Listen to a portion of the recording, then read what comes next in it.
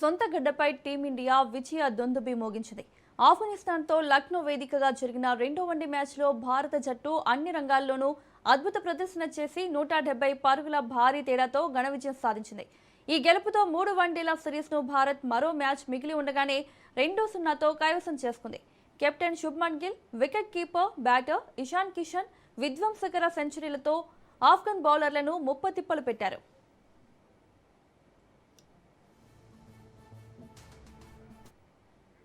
Toss ఓడి మొదట బ్యాటింగ్కు దిగిన భారత్కు ఆరంభంలోనే ఎదురుదెబ్బ తగిలింది. ఓపెనర్గా వచ్చిన యశస్వి జైస్వాల్ 4 పరుగులు మాత్రమే చేసి అవుట్ అయ్యాడు. అయితే మరో ఓపెనర్ రోహిత్ శర్మ మెరుపు ఆరంభాన్ని ఇచ్చాడు.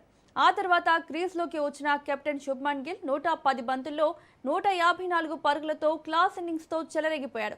అతనికి జత కలిసిన ఇషాన్ కిషన్ 79 బంతుల్లో 125 పరుగులు చేసి వన్డేల్లో 3 ఏళ్ల తర్వాత సంచలన సెంచరీతో అదరగొట్టాడు. వీరిద్దరూ మూడో వికెట్కు ఏకంగా 224 పరుగుల భారీ భాగస్వామ్యాన్ని నెలకొల్పారు. లక్నోలోని తీవ్రమైన ఉష్ణోగ్రత, ఉక్కపోతను తట్టుకుంటూ ఇద్దరూ ఒకే ఓవర్లో సెంచరీలు పూర్తి చేశారు. ఆఖర్లో వరుసగా వికెట్లు పడిన భారత్ నిర్ణీత 49.5 ఓవర్లలో 402 పరుగుల భారీ స్కోరుకు ఆలౌట్ అయింది. ఆఫ్ఘన్ బౌలర్లలో నాంగ్యాలియా ఖరోటే 4 వికెట్లు, రషీద్ ఖాన్ 3 వికెట్లు పడగొట్టారు. కొండంత లక్ష్యంతో బరిలోకి దిగిన ఆఫ్ఘనిస్తాన్ జట్టుకు భారత బౌలర్లు మొదటి నుంచే కట్టడి చేశారు. ఓపెనర్లు రహ్మానుల్లా గుర్బాజ్, సెదికుల్లా అటల్ కాసేపు నిలబడడానికి ప్రయత్నించిన మిడిల్ ఆర్డర్ పూర్తిగా విఫలమైంది. One down batter Rahmad Shah ఒంటరి పోరాటం చేస్తూ 77 పరుగులు చేసిన జట్టును గెలిపించలేకపోయాడు. చివరకు ఆఫ్ఘనిస్తాన్ 44.3 ఓవర్లలో 232 పరుగులకే కుప్పకూలింది.